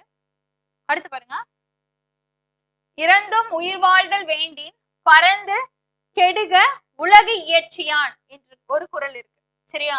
அந்த குறள் மூலியமா என்ன சொல்றாரு அப்படின்னு சொல்லி பார்த்தோம் அப்படின்னா, இறந்தும் உயிர் வாழ்தல் வேண்டின் பறந்து கெடுக உலக இயற்றியான். சோ இறந்துதான் பிச்சை எடுத்துதான் ஒரு வாழ்க்கை வாழணும்னு அப்படி படைச்சிருக்காங்க அப்படின்னா, அப்படி இறைவன் படைச்சாரு அப்படின்னா அந்த இறைவனே தேவையில்லை அப்படிங்கறத ஆதங்கப்படுத்துறாரு. என்ன சொல்றாரு, அப்படி நீ படிச்சனா அந்த மக்களுக்கு இறை விருப்பம், அப்படிதான் நான் மக்களை படைப்பேன், அதுதான் என்னோட விருப்பம் அப்படின்னு நீங்க சொன்னீங்க அப்படின்னா அந்த இறைவனே தேவையில்லை என்று கூறி தம் ஆட்சாமையை வெளிப்படுத்திய இறந்தோம்னா கெஞ்சி இது பண்ணி என்ன பண்றாங்க, மக்களை படைக்க அப்படிதான் இறைவனுடைய விருப்பம் அப்படின்னா அப்படிப்பட்ட இறைவனே நமக்கு தேவையில்லை அப்படிங்கிறாரு. சோ சமூகத்தில் நிலவும் ஏற்றத்தாழ்வுகளை கண்டு ஒரு கொதித்தெழுத்தும் ஒரு என்ன கோபப்படும் ஒரு கனல் குரலாக தான் இது அமைகிறது, சரிங்களா? சோ ஒரு நாட்டின் வளத்தை பெருக்குவது அரசின் கடமை, அதற்கான வழிவகைகள் இப்ப நம்ம பார்த்தோம்ல, ஏற்றல் ஈட்டல் காத்தல் பொலிட்டிக்கல் சயின்ஸ்ல பார்த்தோம்ல, சோ அதைத்தான் இங்க சொல்றாங்க. அப்படி நீங்க டாக்ஸ் கலெக்ட் பண்ணீங்க அப்படின்னா அது தீய வழியில மக்களை அளவுக்கு அதிகமா அச்சுறுத்தி வாங்குனீங்கன்னா, சோ கையில ஒரு தடிகோலை வச்சுக்கிட்டு நீங்க டாக்ஸ் பே பண்றீங்களா அப்படிங்கிற மாதிரி மிரட்டி வாங்குனீங்க அப்படின்னா அது ஒரு அறவழி ஆகாது அப்படிங்கிறதையும் ரெஜிஸ்டர் பண்ணிருப்பாரு, சரிங்களா, நம்மளுடைய திருவள்ளுவர். அடுத்து பாருங்க, மூத்தோரை மதிக்கும் தொல்குடி பண்பாடு அப்படிங்கிறது. சோ மூத்தோருடைய இம்பார்ட்டன்ஸ் பத்தி சொல்றதுதான்.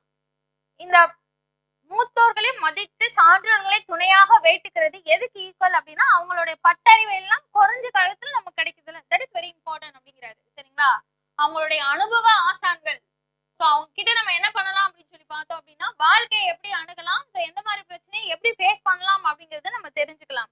அறனறிந்து மூத்த அறிவுடையார் கேண்மை திறனறிந்து தேர்ந்து கொள்ளல் அப்படிங்கிற மூலியமா நமக்கு பெரியாருடைய முக்கியத்துவம், அவங்களை பேணி பாதுகாத்தல் அப்படிங்கறத பத்தியும் வள்ளுவர் திருக்குறளில் வலியுறுத்தியிருப்பார். அடுத்து பாருங்க, உருப்பசியும் ஓவா பிணியும் செருப்பகையும் சேராது இயல்வது நாடு. ஒரு நாடு அப்படிங்கிறது எப்படி இருக்கணும் அப்படின்னா, பசி இல்லாம இருக்கணும், ஓவா பிணியும் நோய் இல்லாம இருக்கணும், ஓகேங்களா? உடலுயிரை வருத்தும் பசியும் தீராத நோயும் அழிக்கும் பகை செருப்பகையும் சேராது இயல்வது நாடு. சோ இதெல்லாம் இல்லாம இருக்கிறதா ஒரு நாடு அப்படிங்கிறாரு. பசி இருக்கக்கூடாது அந்த நாட்டுல, அதே மாதிரி நோய் இருக்கக்கூடாது, செரு அகை படை, அதாவது எனி டைம் ஏதாவது எதிரிங்க இருந்துகிட்டே இருக்கிறது. இது இல்லாம இருக்கிற ஒரு நாடுதான் ஒரு நல்ல நாடு அப்படிங்கிறத வள்ளுவர் சர்டிஃபை பண்றாரு. அடுத்து பாருங்க, நெக்ஸ்ட் என்ன சொல்றாரு அப்படின்னா, ஒரு நாடு அப்படிங்கிறது அங்குள்ள மக்கள் இன்னொரு இடத்துக்கு வளத்தை தேடி பெயரக்கூடாது, சரிங்களா? ஒரு நாடு அப்படிங்கிறது செல்வத்தை தேடி தன் மக்களை பிற இடங்களில் அலைய விடாததுதான் ஒரு நாடு. எல்லா செல்வத்தையும் தன்னுள் கொண்டிருக்கணும். சோ அங்க இருக்கிற மக்கள் ஒரு தன்னிறைவான வாழ்க்கையை வாழணும் அப்படிங்கறது வலியுறுத்துறாரு. நாடென்ப நாடா வளர்த்தன நாடல்ல நாட வளர்ந்தாரு நாடு அப்படிங்கிறாரு. சோ ஒரு நாடு அப்படிங்கிறது நாட்டுடைய மக்கள் செல்வத்தை தேடி பிற இடத்துக்கு புலம்பெயராமல் அங்கேயே வசிப்பதுதான் ஒரு மிக சிறந்த நாடு அப்படிங்கிறது சொல்றாரு. அடுத்து பாருங்க, அறத்தினின் ஊங்கு ஆக்கமும் இல்லை அதனை மறத்தலின் ஊங்கில்லை கேடு அப்படிங்கிறாரு. ஒருடைய வாழ்க்கைக்கு அறத்தை விட நன்மையானதும் இல்லை, அவ்வறத்தை போற்றாமல் மறப்பதை விட தீமையானதும் இல்லை. அறம்தான் ஒருவனுக்கு நல்லது, அந்த அறம்தான் நல்லதுன்னு தெரியாம மறந்துட்டாங்க அப்படின்னா அதை விட ஒரு தீமையான செயல் இல்லை அப்படிங்கிறதுதான் வள்ளுவர் சொல்றாரு.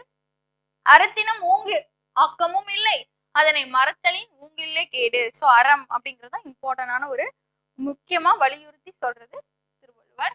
அடுத்து பாருங்க, இது என்ன சொல்றாரு அப்படின்னா, ஒல்லும் வகையான் அறவினை ஓவாதே செல்லும் வாயெல்லாம் செயல். ஒரு விஷயத்த நீங்க கண்டினியூஸா செய்யும் போது அது என்னவா மாறும் அப்படின்னா பழக்கமா மாறும். அப்படி பழக்கமா மாறணும்னா நல்ல விஷயத்த செஞ்சுக்கிட்டே இருங்க. அந்த செய்யறது உங்களுக்கு பழக்கமா அரண் மட்டும் செய்யறதே பழக்கமா மாறும். சரிங்களா? பாருங்க, இடமெல்லாம் இயன்ற வகையில் அறச்செயல்களை செயல்படுத்துனீங்க அப்படின்னா அதுவே பிற்காலத்துல என்ன ஆகும், உங்களுக்கு பழக்கமா மாறும். சோ அப்படிப்பட்ட பழக்கத்தை வளர்த்துக்கோங்க. அறச்செயல்களை செய்யும் பழக்கத்தை வளர்த்துக் கொள்ளுங்கன்னு சொல்லிட்டு வலியுறுத்துறாரு. அடுத்து பாருங்க, அரண் எனப்பட்டதே இல்வாழ்க்கை அஃதும் பிறன் பழிப்பது இல்லாயி நன்று. பிறரால் பழிக்கப்படாமல் அறவழியில் நடத்தப்படும் இல்லறமே நல்லறம் என்கிறார். சோ பிறன் பழிக்க ஆட்படாமல் வாழும் இல்லற வாழ்க்கை அரண் எனப்பட்டதே இல்வாழ்க்கை அஃதும் பிறன் பழிப்பது இல்லாயி நன்று அப்படின்னு சொல்றாரு. பிறரால் பழிக்கப்படாமல் வாழும் இல்லறத்தையே நல்லறம் என்கிறார். சோ அறத்திலே நல்லறம் அப்படிங்கிறது பிறர் என்னடா குடும்பம் அப்படின்னு பழிக்காம நல்லபடியா வாழ்றதுதான் நல்லறம் அப்படிங்கிறது. அடுத்து பாருங்க, அன்பும் அறனும் உடைத்தாயின் இல்வாழ்க்கை பண்பும் பயனும் அது. இது தெரிஞ்ச இல்லறத்தில் அறம் என்பதை வலியுறுத்துறது இந்த 2 திருக்குறள் அப்படிங்கிறது. குடும்ப வாழ்வில் அன்பும் அறனும் நிறைந்திருக்குமானால் அந்த அழகிய வாழ்க்கைக்கு பண்பும் பயனும் அதுவே ஆகும் அப்படிங்கிறது. சரிங்களா? அடுத்து இங்க பாருங்க, தம்மின் தம் மக்கள் அறிவுடைமை மாநிலத்து மண்ணுயிர்க்கெல்லாம் இனிது. இதன் மூலியமா என்ன சொல்றாரு, தம்மை விட தம் குழந்தைகள் அறிவுடையவராக அமைந்தால் அதுவே உலகத்து உயிர்களுக்கெல்லாம் இன்பம் தரும் என்கிறார் வள்ளுவர்.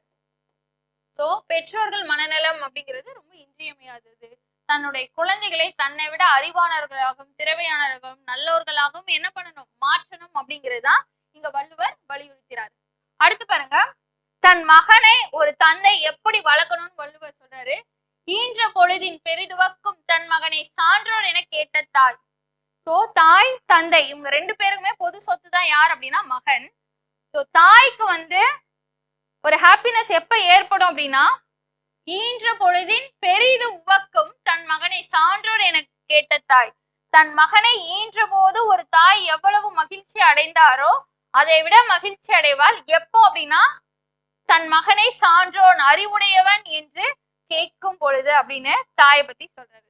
அடுத்து தந்தையை பத்தி இருக்கும். சரிங்களா?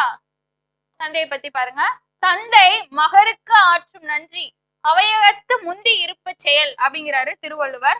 ஒரு தந்தையானவர் தன்னுடைய மகனுக்கு ஆற்றும் கடமை என்பது என்ன அப்படின்னா, தன்னுடைய மகனை கற்றோர்கள் நிறைந்திருக்கும் அவையில், சோ எல்லாரும் படிச்சிருக்காங்களே, சோ அந்த படிச்சிருக்கும் அவையில முந்தி இருக்க செய்யணும். சோ தன்னுடைய மகனை கற்றோரிந்த அறிஞனாக மாற்றணும் அப்படிங்கறதுதான் தந்தையோட முக்கிய கடமை அப்படின்னு சொல்லிட்டு வள்ளுவர் சொல்றாரு. ஓகே, சோ தன்னோட மகனை நல்லா படிச்சு நல்லா 4 பேருக்கு முன்னாடி நிப்பாற்றுதான் தந்தைக்கு கடமை அப்படின்னு. சரி, ஓகே, இப்ப மகனுக்கு என்ன கடமை அப்படின்னு சொல்லி பாக்கணும்ல.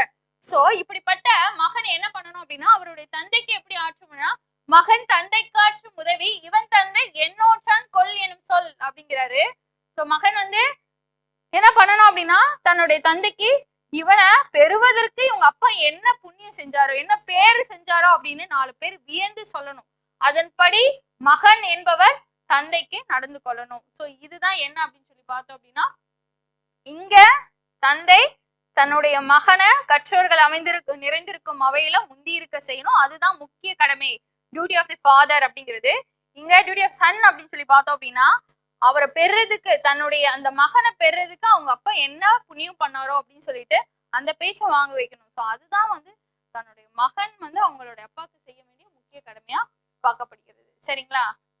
அடுத்து பாருங்க, மங்களம் என்ப மடைமாட்சி மற்ற அதன் நன்கலம் நன்மக்கள் பேரு அப்படிங்கிறாங்க. சோ நன்மக்கள் பேரு என்பது ஒரு குழந்தை வளருது அப்படின்னா சொல்லிருப்பாங்களே என்ன, சிட்டிசன்ஸ் அப்படிங்கிறவங்க வருங்கால தூண்கள் அப்படிங்கிறவங்க குழந்தைங்க தான். அப்படி இருக்கும்போது அந்த குழந்தைகளோட நலம் அவர்களுடைய வளர்ச்சி அப்படிங்கிறது நாட்டுடைய வளர்ச்சிக்கு இன்றியமையாது உறுதுணையானது அப்படின்னு நம்ம பேசுறோம். சரிங்களா? சோ நன்மக்களை ஈன்றெடுப்பதால் வீடும் நாடும் மகிழும் இந்த உலகமே போற்றும் அளவுக்கு பெற்றோர் அப்படிங்கிறவங்க சிறப்படிடுவாங்க. சோ நன்மக்கள் ஒரு சிவிலைஸ்டு சிட்டிசனை என்ன பண்ணணும் அப்படின்னா, பீப்புள்ஸ் உருவாக்கணும். ஒவ்வொரு மகனையும் நல்ல ஒரு குடிமகனாக உருவாக்க வேண்டும் அப்படிங்கிறது. அடுத்து பாருங்க, வணிகத்தை பத்தி சொல்றது. சோ இதுதான் ப்ரீவியஸ் क्वेश्चन.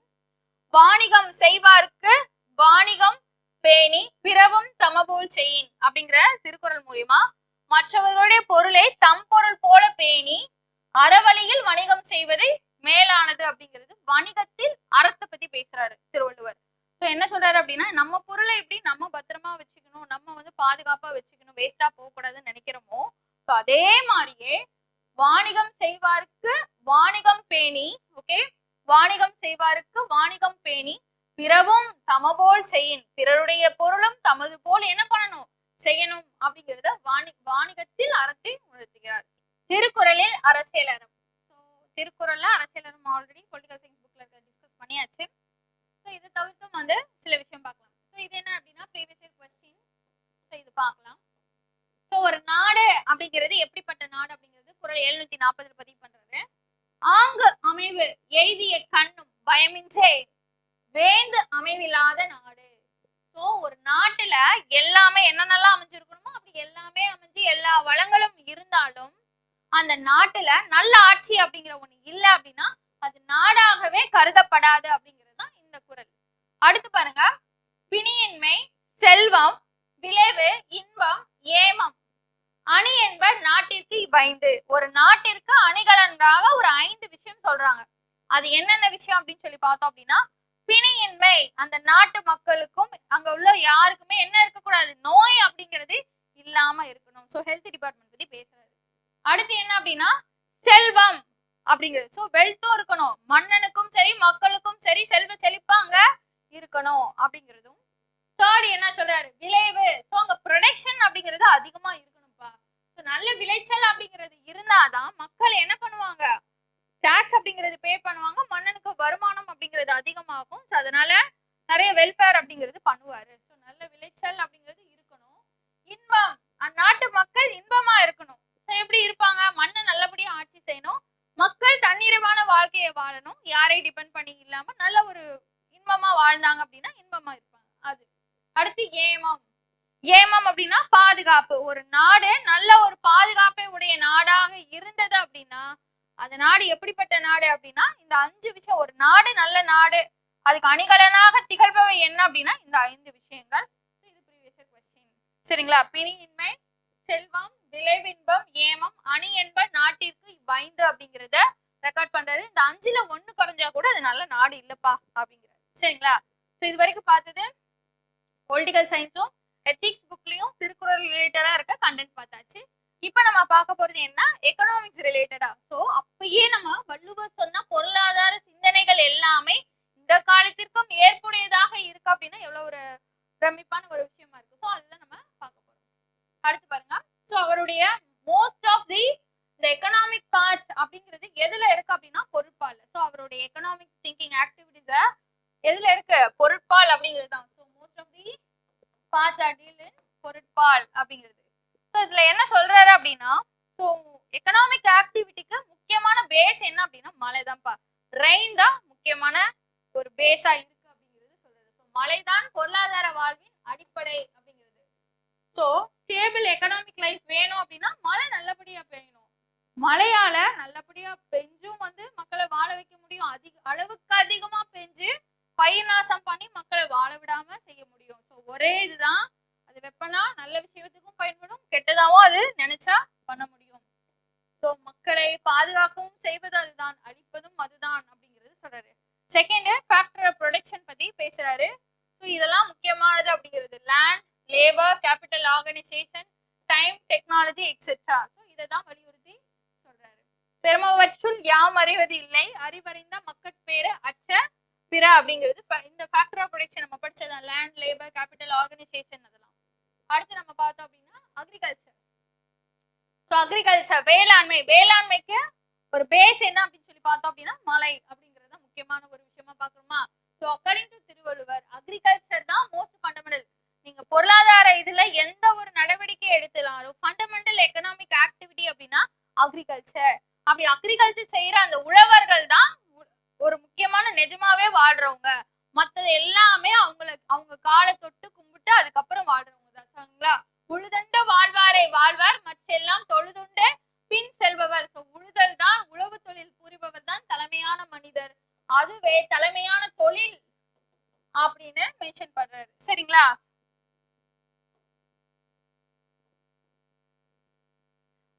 தொழிலை விட மற்ற தொழில்களை விட உயர்ந்ததாக வள்ளுவர் எதையுமே உழவு தொழில் தான் பெஸ்ட் அப்படின்னு சொல்லிட்டு அக்ரிகல்ச்சர் தான் சுப்பீரியர் ஆக்டிவிட்டி அதர் ஆக்குபேஷன். சரிங்களா, அக்ரிகல்ச்சர் தான் சுப்பீரியர் எக்கனாமிக் ஆக்டிவிட்டி அப்படின்றத ரெஜிஸ்டர் பண்றாரு. அடுத்து பாருங்க, பொது நிதி அப்படிங்கிறது பப்ளிக் ஃபைனான்ஸ் அப்படிங்கிறது எப்படி இருக்கணும். அவர் என்ன சொல்றாரு அப்படின்னா, ஃபர்ஸ்ட் ஆஃப் ஆல் ஒரு creation of revenue, collection of revenue. இப்ப பார்த்தோம்ல நம்ம இயற்றலும் ஈட்டலும் காத்தலும் வகுத்தல், அதுதான் அந்த திருக்குறள் தான் இது. சரிங்களா, சோ என்ன சொல்றாரு அப்படின்னு சொல்லி பார்த்தோம் அப்படின்னா, சோ ஒரு அவர் என்ன பண்ணணும் அப்படின்னா, Thiruvalluvar has elaborately explained public finance under the headings of public revenue, financial administration and public expenditure. அவர் என்ன பண்றாரு அப்படின்னா, பொது நிதி பற்றி, பொது வருவாய் அப்படிங்கிறதும் பொது செலவு, நிதி நிர்வாகம் ஆகிய தலைப்புகளை விரிவா பேசுறாரு. அதுல வருவாய் உருவாக்கம் எப்படி இருக்கணும் அப்படிங்கிறது, ஏற்றல் அப்படிங்கிறதும், வருவாயை சேகரித்தல் ஈட்டல் அப்படிங்கிறதும், வருவாயை நிர்வாகம் காத்தல் அப்படிங்கிறதும், பொது செலவு பற்றி அப்படின்னா வகுத்தல், அந்த ரெவன்யூவை எப்படி ஒவ்வொரு டிபார்ட்மெண்ட்டுக்கும் பிரிச்சு கொடுக்கணும் அப்படிங்கறத பத்தி என்ன பண்றாரு, அழகா பேசுறாரு அப்படிங்கிறதுதான் இது பப்ளிக் ஃபைனான்ஸ் பத்தி. அடுத்து பாருங்க பப்ளிக் எக்ஸ்பெண்டிச்சர். பப்ளிக் எக்ஸ்பெண்டிச்சர் எப்படி இருக்கணும் அப்படின்னா, ஒரு நாடு அதன் செலவுகளை கட்டுக்குள் வைத்திருக்கும் பட்சத்தில் அதன் வருமானம் குறைவாக, இது ப்ரீவியஸ் தான். சரி, என்ன சொல்றாரு அப்படின்னா, Valluvar has recommended the balanced budget. So balanced budget அவர் வலியுறுத்துறாரு. ஒரு நாட்டுக்கு வருமானம் அதிகமா இல்லைனாலும் பரவாயில்லப்பா, ஆனா அந்த நாட்டோட செலவு அப்படிங்கிறது வருமானத்தை தாண்டி இருக்கக்கூடாது. குறைவான வருமானம் வந்தாலும் பரவாயில்ல, ஆனா எக்ஸ்பெண்டிச்சர் அதிகமா இருக்கக்கூடாது அப்படிங்கிறத சொல்ற. ஒரு நாடு அதன் செலவுகளை கட்டுக்குள் வைத்திருக்கும் பட்சத்தில் அதன் வருமானம் குறைவாக இருந்தாலும் என்ன பண்ணல, அது ஒரு பெரிய பிரச்சனை இல்லை அப்படின்னு சொல்றாரு, பாதகம் இல்லை என்கிறார். சோ நிதிநிலை கொள்கையை வகுக்கும் போது செய்ய வேண்டியது என்ன அப்படின்னா, அவர் சொல்வது எப்போதும் உபரி நிதிநிலைக்கே இருக்கட்டும். சரிங்களா, எப்பயுமே என்ன பண்ணணும் அப்படின்னா, ஒரு பட்ஜெட் அப்படிங்கிறது சர்ப்ளஸ் பட்ஜெட்டா தான் இருக்கணுமே தவிர்த்து டெபிசிட் பட்ஜெட்டா என்ன பண்ணக்கூடாது, இருக்கக்கூடாது அப்படிங்கிறது தான் அவர் என்ன பண்றாரு, அட்வொகேட் பண்றாரு. If possible balance the budget at the other times but never be a deficit. So surplus பட்ஜெட்டை தான் ஒன்னு பேலன்ஸ்டு பட்ஜெட் போடுங்க, அப்படி இல்லைன்னா சர்ப்ளஸ் பட்ஜெட் போட டிசைட் பண்ணுங்க. அப்படி இல்லை அப்படின்னா பேலன்ஸ்டு பட்ஜெட்டை தவிர்த்து மற்றதெல்லாம் என்ன அப்படின்னா அந்த டெபிசிட் பட்ஜெட் கூடவே கூடாது அப்படிங்கிறாரு. சரிங்களா, பற்றாக்குறை நிதிநிலை மட்டும் கூடாது. பொது செலவை கீழ்காண 3 இனங்களுக்கு செலவிடுமாறு வலியுறுத்துகிறார். அந்த 3 இனம் என்ன அப்படின்னு சொல்லி பார்த்தோம் அப்படின்னா, டிஃபென்ஸ் பாதுகாப்பு அப்படிங்கிறதும், பொதுப்பணிகள் அப்படிங்கிறதும், பப்ளிக் ஒர்க் அப்படிங்கிறதும், சோசியல் சர்வீஸ். பாருங்க, அப்பயே சொல்லியிருக்காரு, அவர் சொல்றதை நம்ம இப்ப செஞ்சுக்கிட்டு இருக்காங்க. இப்ப இருக்க ஸ்டேட் கவர்மெண்டா இருக்கட்டும், சென்ட்ரல் கவர்மெண்டா இருக்கட்டும், they collect tax from people. But அவங்க எப்படி செலவு பண்றாங்க அப்படிங்கிறத அவங்க டிஃபென்ஸுக்கு செலவிடணும். அதே மாதிரி என்ன பண்ணணும் அப்படின்னா, பப்ளிக் ஒர்க்ஸுக்கோ, ரோடு கட்டுறது, மற்ற கன்ஸ்ட்ரக்ஷன்ஸ் ஒர்க் எல்லாமே அவங்க பண்ணணும். Then social services also, elder people, farmers, இது மாதிரி டிப்ரெஸ்ட் கிளாஸ் பீப்புள்ஸ் எல்லாருக்குமே என்ன பண்ணணும் அப்படின்னா ஃபண்ட் கொடுக்கணும், இல்ல ஸ்காலர்ஷிப் சம்திங் ஏதாவது கொடுத்து அவங்களோட லைஃபை அப்லிப்மெண்ட் பண்ணணும். ஸோ இதெல்லாம் பண்றாங்க இப்போ இருக்க கவர்மெண்ட். இப்போ ரன் பண்ற கவர்மெண்ட் இப்படிதான் ரன் பண்ணணும்னு அப்பயே சொல்லியிருக்காரு அப்படின்னா அவரை என்ன சொல்லலாம், நிஜமாலே அவர் சொல்றதுல தப்பே இல்லை. என்ன சொல்றாங்க அப்படின்னு சொல்லி பார்த்தோம் அப்படின்னா, அவரு ஒரு சென்னா போதர் அப்படிங்கிறது முக்காலமும் உணர்ந்து ஒரு முனிவர் அப்படின்னா அவர் சொல்றதுல தப்பே இல்லை. சரிங்களா, Valluvar was against seeking external assistance against according to the குறள் 739. என்ன சொல்றாரு அப்படின்னா, குறள் 739 படி ஒரு கண்ட்ரி அப்படிங்கிறப்ப எக்ஸ்டர்னல் அசிஸ்டன்ஸ் எல்லாம் இருக்கக்கூடாது. அந்த கண்ட்ரி அப்படிங்கிறப்ப பாருங்க, யாருக்கிட்டையும் ஒரு ஹெல்ப் கேட்கக்கூடாது. ஏன் அப்படின்னா, ஹெல்ப் கேட்டீங்க அப்படின்னா அந்த கண்ட்ரிக்கு நீங்க அடிமையா இருக்க வேண்டிய ஒரு சிச்சுவேஷன். அப்ப இவரு செல்ஃப் சஃபிஷியன்ட் எக்கனாமியும் செல்ஃப் சஃபிஷியண்டா தான் இருக்கணும். ஒரு கண்ட்ரி அப்படிங்கிறப்ப செல்ஃப் சஃபிஷியண்டா தானே இருக்கணுமே தவிர்த்து இன்னொரு கண்ட்ரியை டிபெண்ட் பண்ணி இருக்கக்கூடாது அப்படிங்கறத அட்வொகேட் பண்றாரு. ஓகே, வெளிநாட்டு உதவி எக்ஸ்டர்னல் அசிஸ்டன்ஸ் அப்படிங்கறத கூடவே கூடாது அப்படிங்கறத நம்ம குறள் 739ல நம்ம வள்ளுவர் சொல்றாரு.